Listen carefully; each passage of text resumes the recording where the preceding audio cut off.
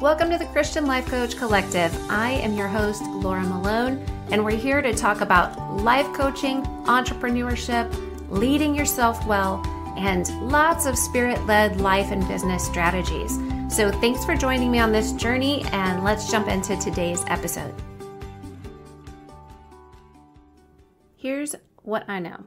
When you first start out as a coach or start your business, in the first year or two or longer, you simply don't have all these big ideas of what your business goals should be and your financial goals and all of that, like how many clients you want to work with this year and what are your numbers. So I feel like that's what a lot of vision and goal setting things are when we're talking about setting goals for our business. All of the workshops and the webinars and the books and the blog posts and even the podcasts tend to focus on numbers. And I'm going to break down what I think somebody who's become a coach recently, like a new coach, should actually set their sights on, like the real goals, the things that come before you start throwing out financial goals of, I want to make this much money by the end of the year or by, in my 5-year vision, all of those things. I didn't know how much money I wanted to make. I just wanted to make some money. So some of the goals I think are, or at least the desire and the results that we want are things like, I need to pay my bills, or I want extra money for X, Y, and Z, braces, right? Or I have no idea and I still don't even believe I'm going to make money doing this. So I'm not going to set myself up for disappointment by creating an expectation. So I remember having started my business and going to this female business owner workshop. There was a bunch of language I didn't understand, a bunch of goals, a bunch of tasks. I was supposed to do all of this work in this really beautiful binder, but none of these things made sense to me. Things like ROIs and KPIs, Q2 goals, EOY goals, project management terms like epics and sprints. And I was like, none of this means a thing to me. So the workshop that I paid for out of my personal money, my husband's income, since I wasn't making any money as a coach yet, was empty and overwhelming and honestly kind of made me feel very sad. Like, I just really don't know anything. And do I really have a business if I don't understand this stuff, right? Have you ever heard of known knowns, known unknowns, and unknown unknowns? I went into that workshop aware that I didn't know everything, but I thought I knew something. I didn't know what I didn't know. And I left that workshop knowing that I knew next to nothing, that there were far more unknown unknowns out there than I ever could have imagined. And in the beginning, I think that I would have had different goals if I had known that these were the things to create goals around before I ever decide, I want to make 6 figures in the first 2 years and I want to be a millionaire by 2000 and whatever. Like, I never really had goals like that, but I always heard people teach about setting goals like that. And in fact, I've paid for workshops and coaching sessions where like they say, okay, what is the number that's really who you are? Who will you be? The woman who makes 7 figures? The first woman in your family to make over 100,000? Like, just so many things that actually weren't crossing my mind. And I kept thinking, why is that my goal right now? I just want to I want to feel that feeling of satisfaction and excitement that I have done what I'm called to do at the end of a session. I want to see the aha moment in my clients' eyes. I want to see the tears of joy because something got unlocked for them. That's what I want. Those are my goals, right? And I want to share some of these goals in addition to just doing the work. Like, I just want to coach. That's my goal. I have these 15 things that I would have created goals around if I had known then what I know now. And I would have set these goals with action steps and made a greater commitment to myself to stay on track with each one and give it real focus, be intentional, and follow through. So goal number 1, I would have gotten training as a coach sooner with intention, with investment. I spent a lot of time piecemealing so many things and duct taping it all together before I ever made the investment into myself and my knowledge and skills and methods. And I was often, like, looking back, just resistant and prideful and stuck and probably a little perfectionistic. Like, I'm not sure that one's the right one for me. Or I'm not sure that will work or whatever.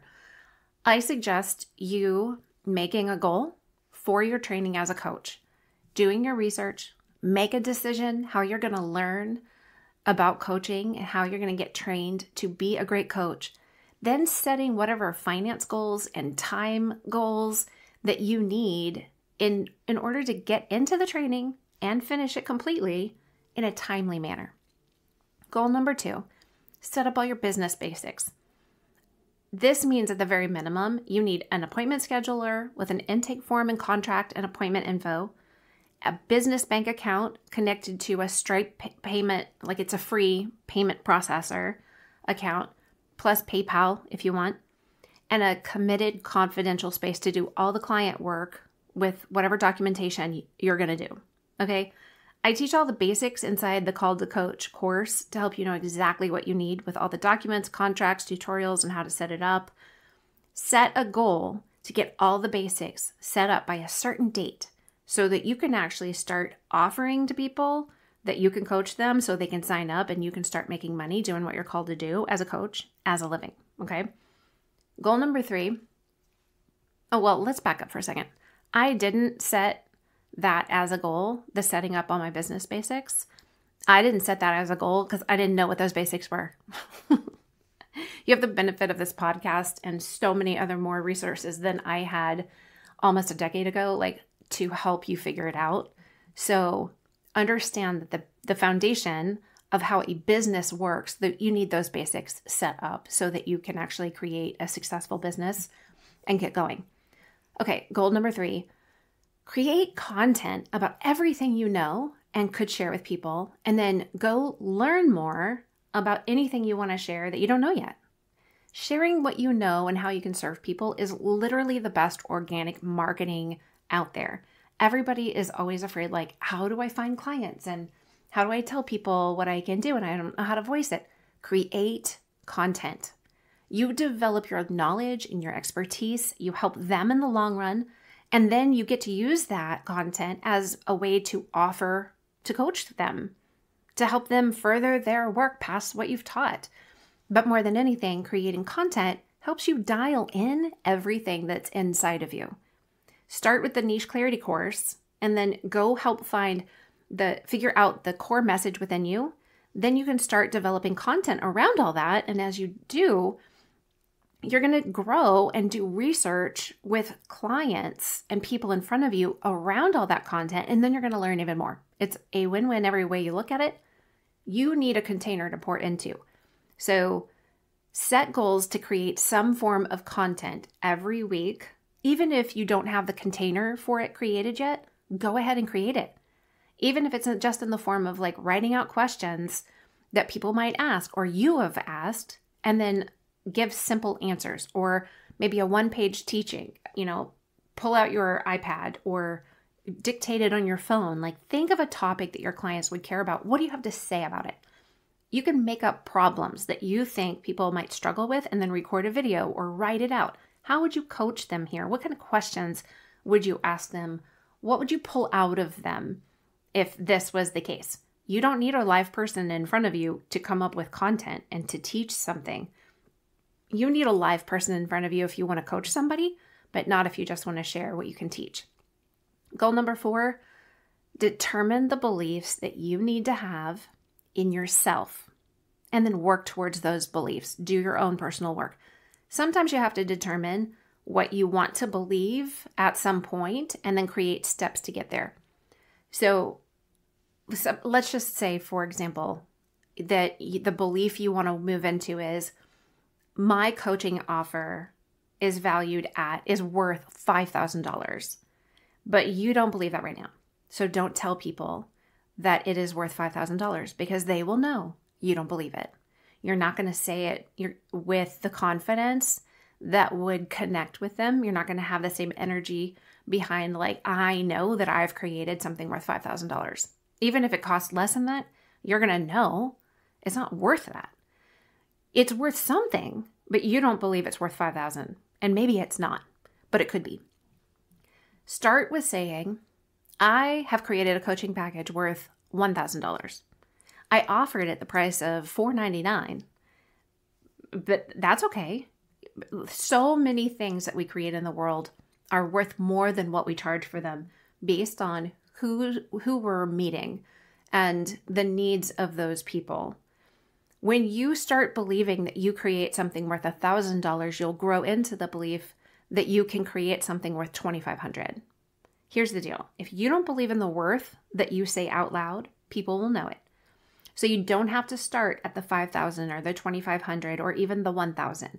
I promise you one day you're going to offer coaching that is of immense value. It's going to be worth it to so many people, and those people will pay for it.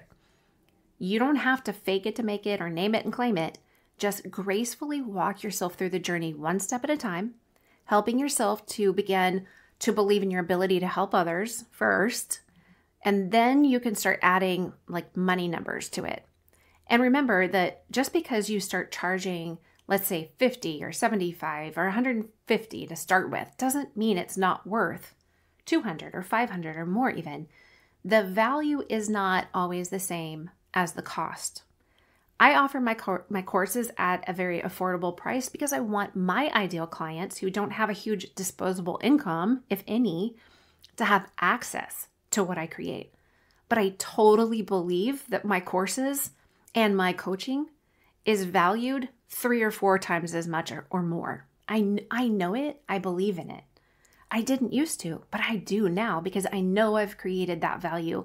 I know I've created something that is worth it, but I don't need somebody to pay what it's worth because I love to overdeliver. So set goals around believing in yourself, your worth, your capacity, your possibilities, and what you create and what you offer. And then set goals of moving into new levels of belief as you progress. Goal number 5, create boundaries with your time and hold to them. It's hard when your friends and your family have only known you doing all the other things that you do and expect you to not have this job, this business you're starting, this coaching thing they don't get. But even if you just set a goal to spend 2 hours a week on coaching and then determine ahead of time, what is the wisest thing to focus on in those 2 hours? You're going to be so much further ahead than if you don't do anything. And like a year from now, those 2 hours a week is going to be, 104? Is that right? 108? What's 2 times 52? 104. Sorry. 104 hours invested. That's a lot of time. That's, let's say, 2.5 weeks worth of work. And if you were to work 40 hours, that I get a lot done in 2.5 hours of business work. If I'm scheduled and I'm really using 40 hours a week, then that is a lot you can get done. And I used to not feel like I had 2 hours a day, 2 hours a week. I definitely didn't have 2 hours a day, but I will remind you that we all have the same amount of time. It's not more time that we need. We need more intention and tools to manage ourselves within the amount of time we have. We have to change our minds about it. So let's see. If you were to do that and then figure out how to communicate this boundary around that 2 hours with your people, then you set the goal like to figure out what to say and then have a conversation to let the people in your life know, I'm going to be working on my coaching. Here's the protocol if you really believe that it's a life or death circumstance you need to interrupt me for. And this is what you do when you believe I must come find your favorite socks right now, right? This is what it would take to get me to leave the garage closet I've shut myself in for 2 hours, okay? This is what that would take. This is This is where the line is drawn. I will leave the garage closet for this, but not that. One way to do this is to help them understand that if they want what they want, you're more likely to give it to them with a good attitude if they're respectful of what you want. And I have to say that showing your children especially how to be determined to do something, how to show respect towards it, to set boundaries, and that life is actually more than just meeting everybody else's felt needs as a mom is a hugely valuable lesson they need to learn. Your girls need to learn it so that they can do that for themselves, because motherhood is not the only thing we're called to. It is a high honor, it is a beautiful thing. It is hard and ugly, but the most wonderful thing you'll ever do in your life. And it's not the only thing I am. Like, I'm more than a mom. I am not I have other roles and aspects. I'm a woman of God, daughter of God first. Then I'm a wife. Then I'm a mom. And then there's so many more things added to that. And I want to teach my girls that that's the case. And your sons, they need to learn it so that they have a respect for what their wives are called to in the future. Goal number 6, navigating obstacles. You have to know things are going to show up in your life. Life is full of great and terrible. Externally and internally, your obstacles are always going to be there, but you have to learn to go around them and over them and dig your way through them. You've got to get the tools. Whatever you have to do to follow through on the committed decision to becoming a coach and starting your business to serve the people you're called to, you have to do that thing. I remember when I was pregnant, my doula telling me during labor, the only way through the pain is through the pain. That is a life quote for you. I should have paid her more money, but I didn't realize then that some of the things she would say to me as my doula in pregnancy and labor, they weren't just going to help me through like the delivery of my first child. They were going to help my mindset and how I looked at life. So, hey, Linda, if you're out there listening, send me a request for more money on Venmo. Okay. All right. So back to you, listeners. Set a goal to sit down and write out all of the things you feel are obstacles in your life, and then create goals to start removing those obstacles or reframing them or figuring out what to do with them and how to live with them, or what is it you have to do. Write out action steps and give yourself deadlines. Goal number 7, realize the clarity you've gotten from all the action you've already taken. Learn from what you've tried and what didn't, and have gratitude over judgment towards your work and action. Have gratitude for the clarity you have after that thing didn't work. Have gratitude for the knowledge you have now after coaching that person and coming away going, wow, I would never want to work with that person again. I don't want to coach on this topic, or I don't think I did a good job. Well, you know what? You know something you didn't know before that session. Have gratitude instead of judgment towards yourself. So create a goal of being thankful on the daily, and try to say things out loud in the middle, like in the midst of, in front of breathing humans, so that they get to experience the grateful side of you instead of the judging, shaming, offended, perfectionist person. Or you can go write in a journal, or just put it on your planner or on a Post-it note. A couple of things you're grateful for, like let it come out of you. Set another goal to tell one person a day something that will encourage them and show your gratitude for something about them. Gratitude goals are going to be life-changing if you implement them. That's all I can say. Goal number 8, tell people you're a coach so that you can find clients and start right in front of you. Nothing is better than taking imperfect action to see what happens. Go do it for free, do it for cheap, do it on purpose, but do it however you can do it. Set a goal for how many people you will intentionally coach, not just in the checkout lane. Make them actually go through the process of scheduling, even if they don't pay, because you need to learn and practice the client onboarding process anyway. So let all these freebies that you're practicing with, tell them they have to go click here and pick a time and commit to that time. It's important. Think about some goals about how many people every week you'll tell you're a life coach to. What are you going to say when they ask, what's a life coach? How are you going to tell them how you could help them get results in any area of their life if they click this link, right? If you don't know the answers to these questions, then you need to probably get in one or more of my courses and I'll help you.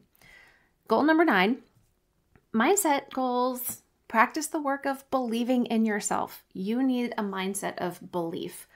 Learn how to self-observe and think about what you're actually thinking, because all the things you think become beliefs. Set goals around the mindset and beliefs and paradigm that you actually want to operate from as a coach and a business owner and work towards that. This might sound simple to decide what mindset you want to have and go get it. It is not simple. It's going to take a very long time in your life, but it'll be some of the most empowering work you'll probably ever do. You need to believe in yourself. So you have to start doing the paradigm shift to make that happen. Nobody else can do it for you. If you don't set a goal and be intentional about it, it's not going to happen. And let me throw in one caveat here. I know I've gone through 9 goals, but a goal is something that you truly want. It's a true goal. We're talking about not false goals. It's a true goal, and you're going to be intentional towards it, and you're giving it parameters and definition, okay?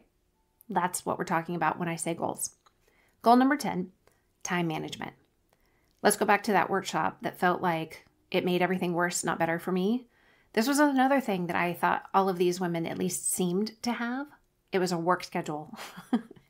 While I, on the other hand, was homeschooling, 3 little girls and I kept moving every time God would whisper the words, pack up. And at the time, I think I was on my 18th address and maybe 14 years. I had a traveling husband. Sometimes he had health issues. I had no family to support me. I didn't really have friends who supported me because they were busy with their own people, and nobody that I knew had any interest. Nobody was directed in the things I cared about as a coach or even starting a business. So I had nobody to talk about it with. And our ministry that we ran was based on randomly occurring natural and man-made disasters. So no, there was no time management. There was no calendar, no timeline. There was not even expectations of any of that. Everything was spontaneous and chaotic at best.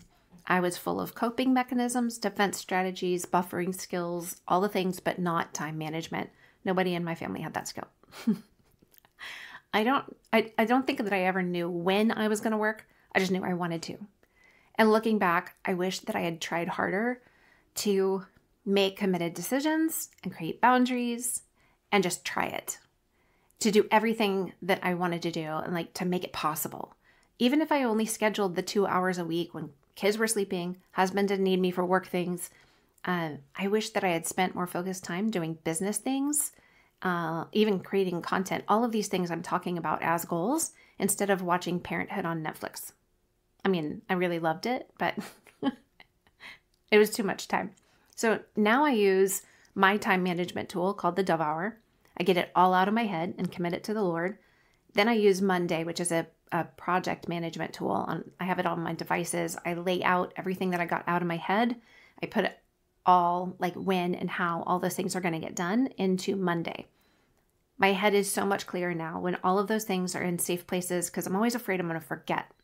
So I need to put it in somewhere. And now there's a place for all of it to go, and it's not just in my phone notes or on Post-it notes. So set a goal to get yourself into a time management process and project management tool, because it's going to benefit you. The sooner you do it, the more it will benefit your business in the long run. Goal number 11, this leads me to the next right steps being the goal. Have a goal of figuring out what your next right steps are right where you're at. Part of the reason I never did dedicated a whole lot of time and managed myself well inside of the time I had was because I literally didn't know what to do, and so I would get overwhelmed. And I was swinging a bat at 10 different trees instead of an axe at just one to take it down. I was tossing, rice at the wall to see what would stick. I was planting too many types of seeds in all the wrong seasons without testing any of the soil. So I wasn't getting great results when I did focus or give it time, because I really wasn't sure if I was doing the right thing at the right time. All of that wandering and duct taping is literally what led me to create the courses that I have, specifically the Called to Coach course, because I don't want you to waste your time and energy like I did and do all random things and try to duct tape it with freebies instead of actually coaching people and making a difference in the world around you and feeling really satisfied at the end of the day because you got to do what you're called to. Make your goal here to do some research, make some decisions, take some action that gets you clarity, and lay out a plan, even if it's not perfect and you're not completely certain it is right. Certainty is highly overrated, but imperfect action is not. Goal number 12, follow through and dedication. I know some of these things don't feel like you should be setting a goal around them, but I think that you have to, because you need to define it and you need to be intentional about it. Let's make it a goal. Have a goal about being someone who follows through and is dedicated to the thing in front of you. I never have had like this absolute, I have to make this much money or we're going to lose the house. Like some people do. I never had that.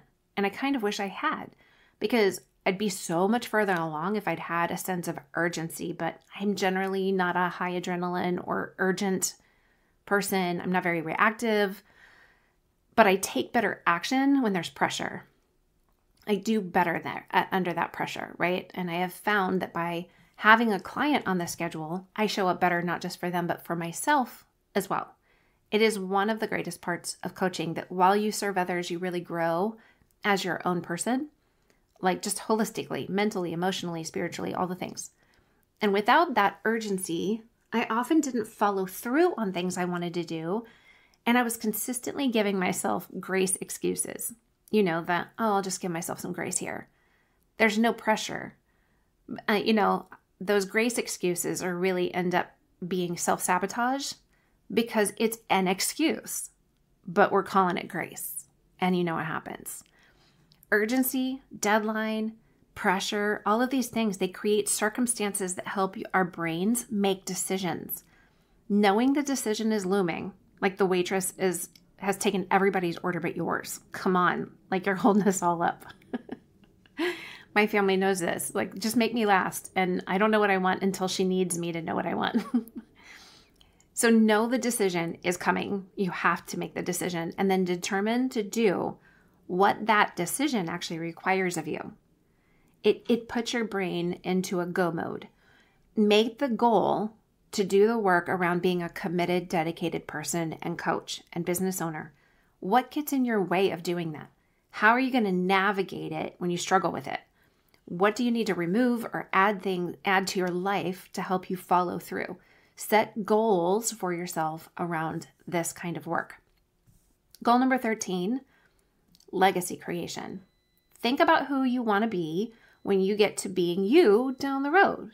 Being a coach can be one of the most amazing ways to grow into the person you want to be. So make a goal to sit down and consider who you want to become, both in your personal and professional life, in your finances, in your health and fitness, in your relationships, your motherhood, your fatherhood, your marriage, like all of the things. Decide who that is. Define him or her. Get it clear, and then decide what steps you have to take to get those results, and then make a committed decision to go after them. I have a document inside of Monday, my project management tool, that I look at every day in order to remember the legacy that I've chosen and committed to creating. And it helps encourage me to become the woman, to be the woman that I'm becoming. If you're familiar with the Pearl practice that we talk about here, the work that I do, this all flows right into that legacy. And goal number 14, boundaries around all of the rest of your responsibilities. I'm going to assume that some of you, if not all of you, are high responsibility people because we're helping-hearted people. If you're in the coaching area, I struggle with overhelping. I don't even overeat much, but I do overhelp. I overcare, and then my carer breaks. It pours out. It gets all over everybody and is an ugly mess, and I have to clean it up on myself. So determine what all of your true responsibilities are in life and set a goal to remove all of the false responsibilities that you carry and manage the true responsibilities with focus and give them time frames and set boundaries around them. Make it a goal that you live a boundaried life, that you only carry the responsibilities that are truly yours to carry, and that you are not on 24/7 for all of the people in front of you. Goal number 15, my last one. Being faithful to steward the money that you make is really important. But this, I want you to think about it differently. Are you being faithful to steward the calling on your life? I think I wish that I had known how strong the calling as a coach on my life really was so long ago. I didn't believe it for a long time. It didn't feel real yet. I don't know what I was waiting for. I don't know what I thought would make it feel real.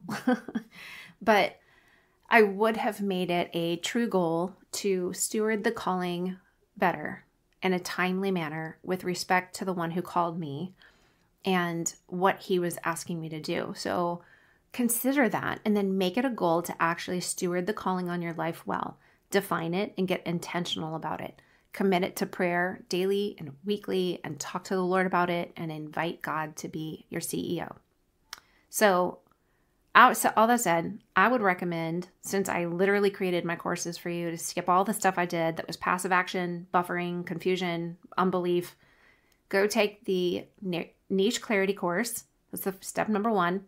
Figure out the core message inside of you. Everything is already there. What God has put in you, in your life. It is time to polish what's already shining. Then jump into the Call to Coach course and follow the simple, streamlined plan that will help you take every step you need to take with focus to get your online coaching business set up so you can make money doing what you're called to do. And then if you want to get trained and certified as a Sterling and Stone life coach, that will let you be listed in my coaching directory, get you on the podcast, network with other like-hearted coaches, and work more with me. Then you can jump into the Greenhouse course where I teach you the foundations of coaching, but also help you learn how to implement coaching skills that will ultimately become your own seeds that you get to plant in your clients so that both of you grow and bear good fruit. You've got this, friend. I just want to remind you of that. You can make all those other big goals around making millions of dollars and traveling Europe for 6 months every year later, okay? In the first couple of years, your true goals are to love God and make him known in the earth and walk in your calling as a means to do that. So remember that all things are possible, all things are figure-outable, and you are worth the journey into both. Hey friends, don't forget to jump into the Christian Life Coach Collective Facebook group if you haven't already, so you can connect with like-directed people and get free resources and ask for feedback, all the things that are going to help support you on your calling as a coach. I hope to see you in there, and don't forget to subscribe to the show.